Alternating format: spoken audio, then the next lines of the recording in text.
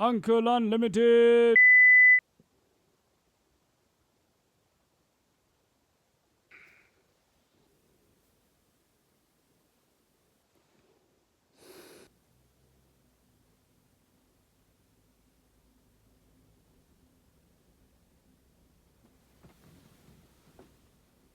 Still on 8 subscribers. It seems that the YouTube gods are not favouring me. This is my friend's New Zealand rug that his mother had left him, and it's really nice. He gave me one. He had quite a few of them when his mother passed away.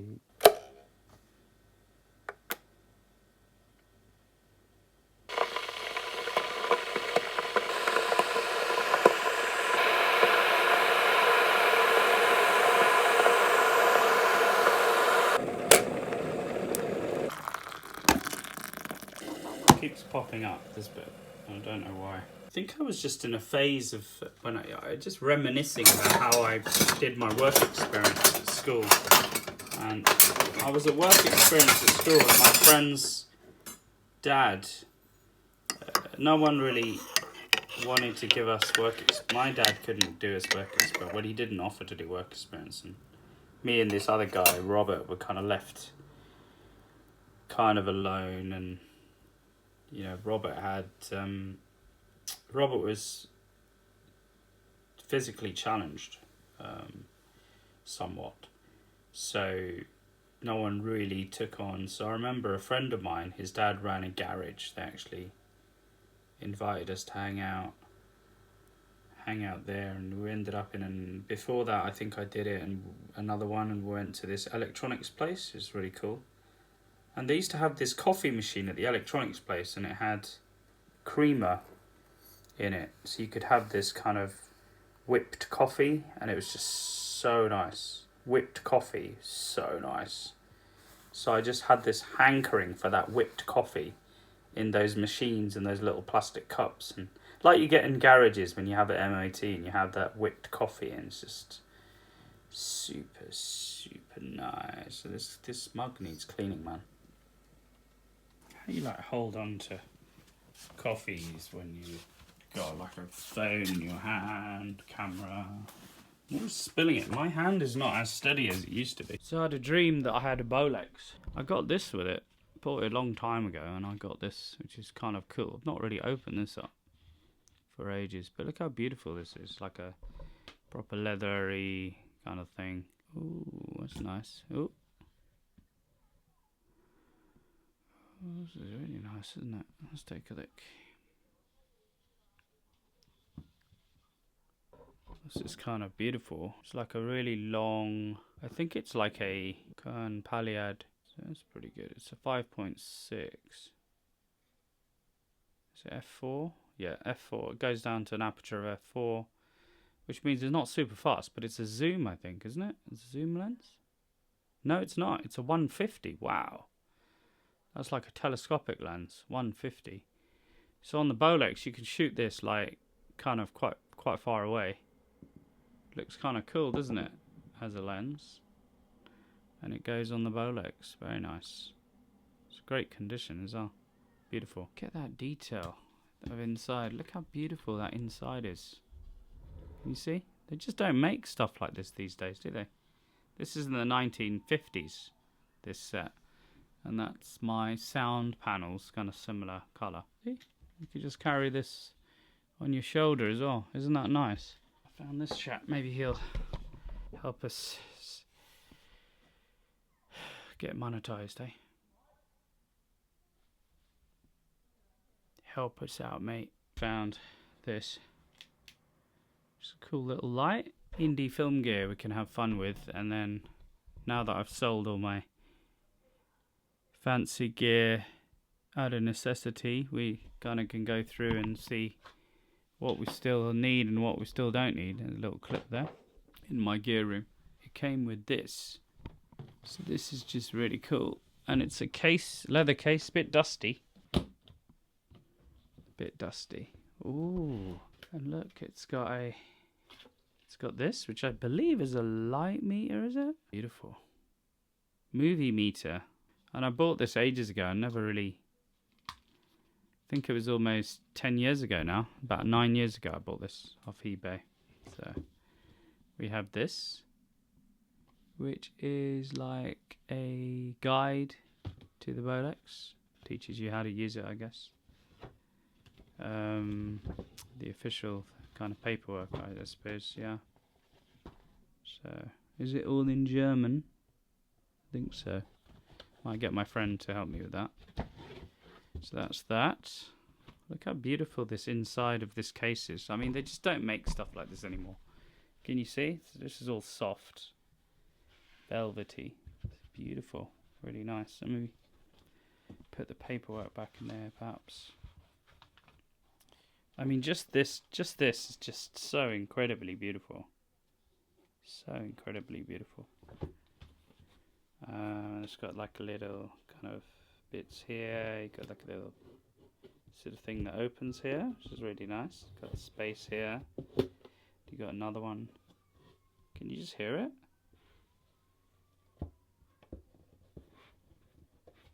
Just really nice. What's in here? So here we've got, I think this is like a cap of some sort. This probably goes on the lens, maybe. Don't quite know what that is. And you've got like a lens cloth, very old one. And you also have this, which is almost like a crank, I think. Maybe it helps you wind it. Don't know. I have to go and check. I have to like push this back in so it shuts. Quite know why it doesn't shut for some reason. Oh, this is in the way. Alright, there you go. Perfect. Let's do that and open it. Oh, no. That's now automatically shut and clasped. This case is just something of wonder, man. It's just so beautiful. Look at that. The buttons still work. Beautiful, beautiful. And here we've got, what have we got here? We've got some sort of, these I think are the filters, I believe, or something. Filters, yeah. These are kind of nice. Should we check them out? Ooh, it's a filter for the lens. Very nice. Glass as well. Proper, mate. Let's put it back in. Oh. I mean, I know if I went to the camera shop, I bought a medium format camera set from that shop for like quite a lot, and then I sold back and the price I got was terrible. So I'm just not gonna, bother doing that anymore. On the Bolex you've got a slot for filters, so this is kind of nice. These are filters. Yeah, they are filters. They're not holders, they're actually filters. Wow. Okay. Or are they filter holders? Not sure. Then you've got another one here. If you're an expert in this, please let me know. There's a lot of intelligent people on YouTube. I'm not that intelligent in terms of knowing everything, but yeah, this looks nice, doesn't it? Look, see? It's ingrained. What does it say? It's super nice, isn't it? It just goes in here. Little space for everything. I wonder where this little bad boy goes. Maybe it's not a good place to put the lens actually, because I might forget and sort of throw it around. Close this properly. It is Bolex then. The filter's also Bolex. Super nice little case, and it's got its own strap as well. Look how beautiful this looks. Look how nice. This is actually the Bolex. So we've got this 1950, I believe it's 1950, yeah? This thing goes here, and then I've forgotten how it works. Let's put it back here.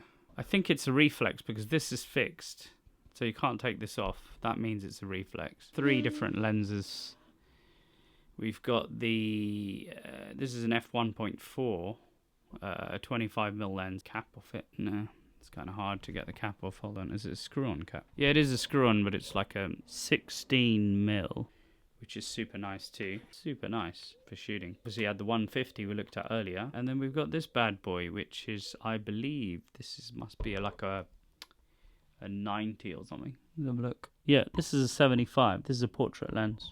I think it's an f 2.8. You read it in the sunlight. It's really bad lighting in this room. So these are C-mount lenses. So what have we got?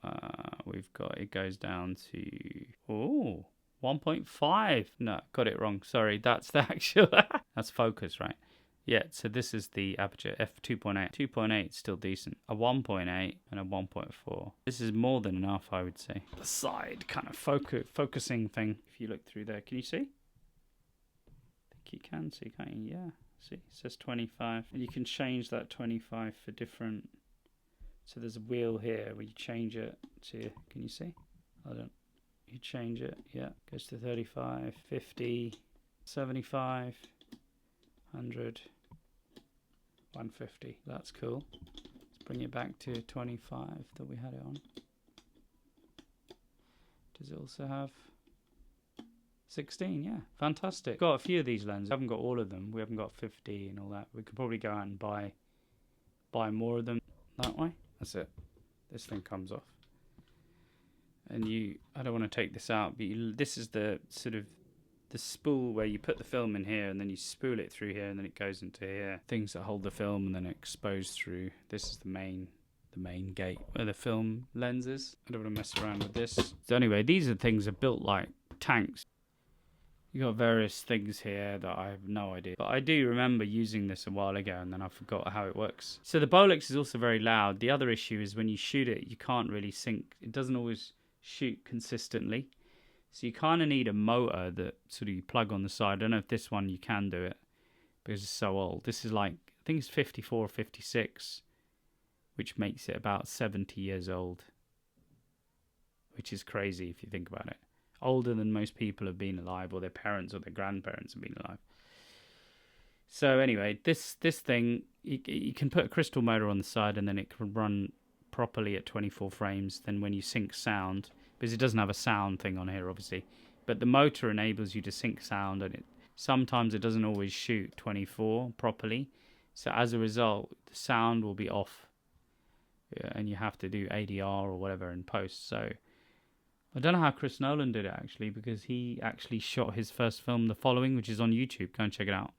The Following was actually shot, and he handheld this, and he shot most of his film, because he loves film, doesn't he? He's always shooting on film, so... I think he shot with a Bolex that he borrowed off the film school at UCL. I'm not sure if he got this old one. I think he may have got the newer one, the 60s version, where it had a big zoom lens and I think it syncs sound better. A nice, cool thing to have, but, you know, using it, unless you're doing stop motion where you're doing one frame at a time or whatever, this handle comes down, you can kind of rotate. Because obviously, this is where the film sensor in a digital camera, but obviously it's just a frame where the physical film's exposed, right? In digital cameras, that's actually like an LED thing, that a photosensitive sort of digital thing that acts as film, basically. You got this, and then you can just turn around and change the lenses around, see? As and when you want, so, which I really like. And then also it's got this is actually what we had in the box. This is actually the fourth one, the filter, which I'm not sure if you're meant to put something on the filter or this is actually one of the filters or what it's used for, but this is where it goes in. Bolex, and I put it on this, I got this metal tripod that I found in my gear house and I just use it for the Bolex, strong enough to hold the Bolex, and so I have to learn how to use this and maybe shoot short film with it. But film's so expensive, I mean, I don't know how it's going to do it, but that's my dream anyway. So Arnold was one of my... Oh, got this camera slightly tilted, so I should tilt myself, right? Arnold was a bit of a legend when I grew up. Is this bothering you? Let's do it properly. A bit of a legend when I grew up, and he was just one of those action stars, and him and Bruce Willis and Stallone, they kind of got together and launched this thing called Planet Hollywood. It's more like a movie star restaurant, so I don't know how well it did. I don't think it did that well. But he's actually come back and he's launched Arnold's Pump Club, where he just gives you training tips and motivation. It's like a free newsletter. I think he launched a challenge as well for $100, but you get the $100 back if you finish the challenge. His tagline is the positive corner of the internet, which is kind of cool because a lot of people are quite negative. He talks about the bricklayer mindset today, building my wall one brick at a time. You hear about these outliers who do one video and they get monetized and they get massive followings and all that. You don't often see all the hard work that's gone in behind the scenes of all these famous YouTubers. Some people have been going on for 15 years, getting no kind of support. YouTube is a bit of a kind of pyramid. Once you've built the foundation, you then start leveling up. It's a bit like a game. To get through the foundational stages of the game, you've got to understand the controls and you've got to get better at it so it becomes natural to you. First time I played COD online, I was terrible. I was used to using a mouse and a keyboard. The first COD came out on PC and I was using my PC. I would never have thought I would use it on a kind of games console. You more use games console for like Mario, where you press jump and move along, and it's very slow moving, two-dimensional kind of games. But you wouldn't expect to use it as a running around first-person shooter kind of game. I then got used to it. My brain got used to it, and then suddenly, before you know it, I'm like pretty good. And I've been playing for a long time now. I think we're moving into Modern Warfare 4 that's coming out. Can't wait for that. I love the Modern Warfare ones. I think social media is the same, and Arnold talks about it in his bricklayer mindset. He says when he first came to America to make it with his friend, they didn't get paid much for even Mr. Universe. You'd get paid $1,000. So they had to get a job, and the only job they could get was like a bricklayer. Put the cement, you put the brick, and then put the next cement, next brick, and no one cares about your brick. Before you know it, you've built these massive walls. The walls in Venice Beach, he was saying some of the walls he'd built himself. He went on to become a massive global mega movie star, governor of California, and he's a very successful dude. But he says, a bit like social media, you do all the work, but a lot of people don't see the work. They don't see the bricks. They only see the houses and the mansions and the fancy cars and the money. I've only got 8 subscribers still. Every time I get to a certain level on YouTube, I kill the channel. And I think this time I'm going to carry on, because I'm going to do it for myself. I'm going to lay my bricks down. These videos are my bricks. And my boss used to say to me, think of your exams, professional exams that I did for Treasury. He said, I know it's difficult. You're doing this day job and your current exams are in tax and law, and you're doing your Treasury day job and you're in a stressful environment, trying to float a company, managing the day job, managing all the money in the company. So he goes, think of the exams are like they're going to pay you later on in life, deferred gratification. And he's kind of right. Later on, I got a good job and the exams helped get a better salary. Still didn't get a great salary in my corporate career. I kind of stopped before I hit the big kind of levels. If I'd hit those big levels, I think then it would have been like that meme where you break through the tunnel and then you've got the diamonds on the other side. And I think a lot of my friends are enjoying the fruits of the labor now at very senior levels in big companies, where it's more about management and your communication and your showing up to conferences and how you motivate people versus you having to do the long hours and doing the work. So it's almost like when you go into this YouTube world or you're building your tech stuff and startups, it's like you have to start again. And as you get older, it's very hard because we don't have the energy of young people. The problem with the internet at the moment, I think the latest thing they're telling everyone to do is clip farming. Just get a famous creator, chop their content into clips and dump it on the new channel and you'll make $10,000 a month or whatever it is. Which I don't think is 100% true, because if it was, then everyone would be doing it, right? Technology that you can just plug in the content and it'll chop up the clips naturally for you. You don't even have to do any work. Press a few buttons and make 10 grand a month. If that was really true, everyone would be doing it, right? And then if everyone would be doing it, that's all you'd see. How would you make that work? Doesn't make sense. I think what's happened is somebody's built some technology around it and they're on Instagram all the time telling everyone else how you should be clip farming, because end of the day you're going to end up using their software. So it's like a software advert without telling people it's an advert, which is kind of a little bit out of integrity. I think that instant gratification is what they rely on. On the internet, it's just a glorification of the old get rich quick stuff we used to get from direct mailing, and before that it used to be the snake oil salesman coming around to each village and telling everyone you could do this, you could do that. Don't worry about instant gratification. Do your work, get your head down. My analogy in my coaching book is, this is your boat, focus on your boat, and don't worry about other people's boats. The boat may chug along, but as you get better and better and learn how to manage the boat, learn how to manage the ocean, you'll get better and faster and more efficient, and you'll be able to afford a better engine for your boat and even a better boat in the future. So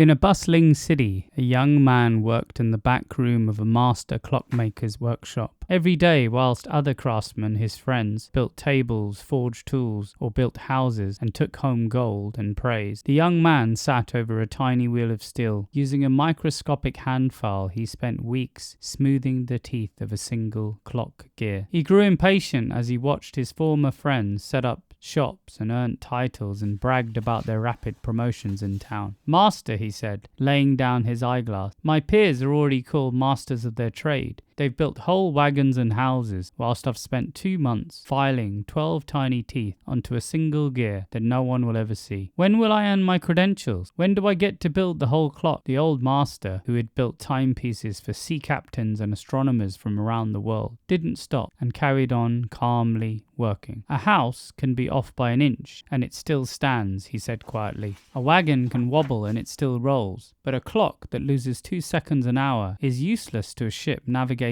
by the stars. The title you want so badly isn't given when you finish a gear. It is given when you learn to respect the precision that it requires." The master pointed to a row of glittering clocks on the high shelf. "The men out in the square get paid daily because their work is simple and immediate. Their work is now, but their work wears out tomorrow. You're learning to build something that operates in secret, under relentless tension, and keeps accurate time long after we are both dead. Do not rush the filing." So the young man put his eyeglasses back on. He stopped checking the town square to see what the others were building. He gave up the desire for quick praise and focused entirely upon the microscopic distance between 2 teeth of steel. He deferred his gratification, trusting that his unseen labor was forging his skills and setting his standards for years to come. Years later, the day came to assemble his final piece for his qualification. Hundreds of tiny hand-file components were locked together inside a heavy brass casing. The master lifted up the clock, wound the mainspring tight, and set the pendulum in motion. The room filled with a sharp, flawless, rhythmic tick, followed by a tock. The master smiled and handed the young man his official seal. "Anyone can assemble a clock from pre-made parts and call themselves an engineer," he said. "Your qualification isn't this paper. Your qualification is when life winds the tension to its absolute limit and the discipline you built in the dark keeps you running true." The longer it takes to earn a qualification or forge a skill, the deeper its integrity runs. Quick wins yield short-lived status, but deferring gratification to master the invisible details creates a strong foundation that holds firm under any tension.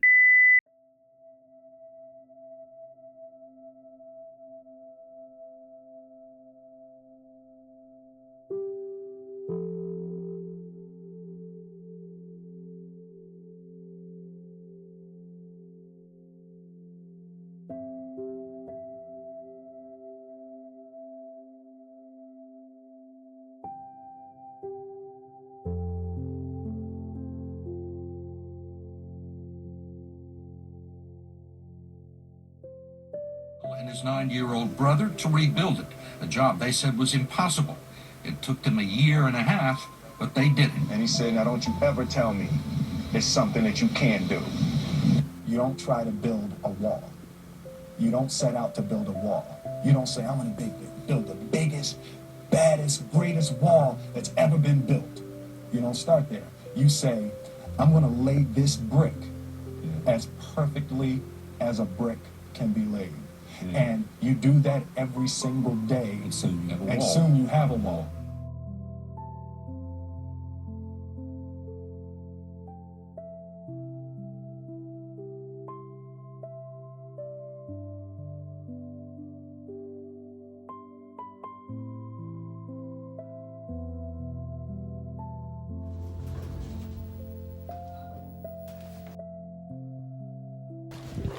Heading to the pub to make up for my sadness. My friend's coming to cheer me up. Should be good.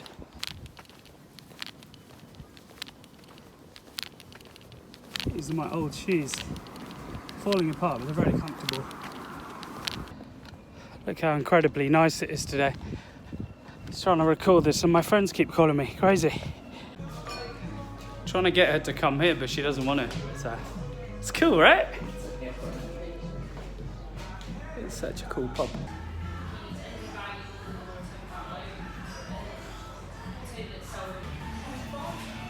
Racing pool with my bro. I have to remind myself. Might be happening, I don't know.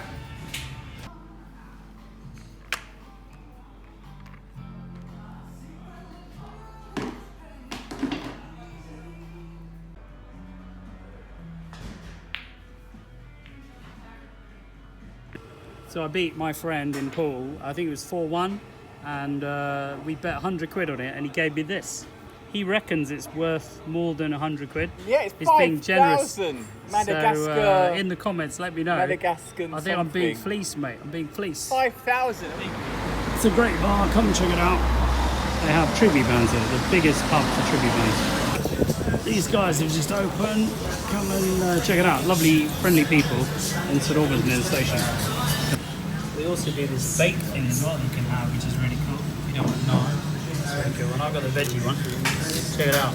This is nice, isn't it? Look at that. Lovely. Real friendship is underestimated.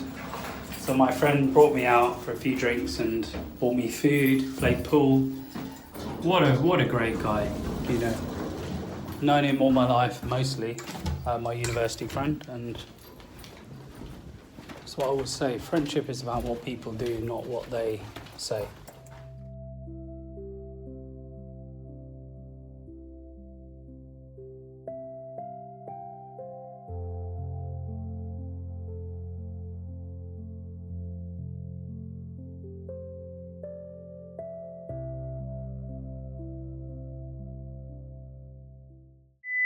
Absolute cinema. Uncle Unlimited. Yeah. Look. Everybody wants the shortcut. Nobody wants the lessons. Don't see.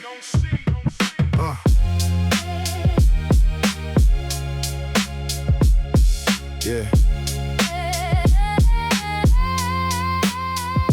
I came with a notebook, a camera, and a vision. Still chasing ideas while they chase recognition. They count up the numbers, I count up the days. The nights I kept moving when I wanted to fade. No silver spoon, no easy route.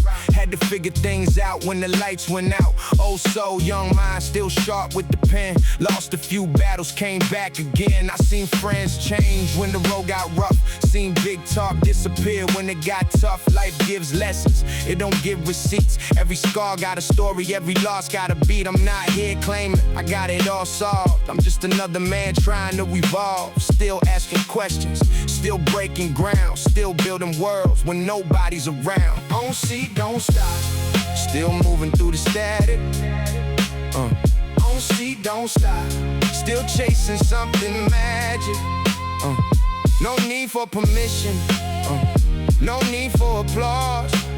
Still walking my path. Still breaking the laws.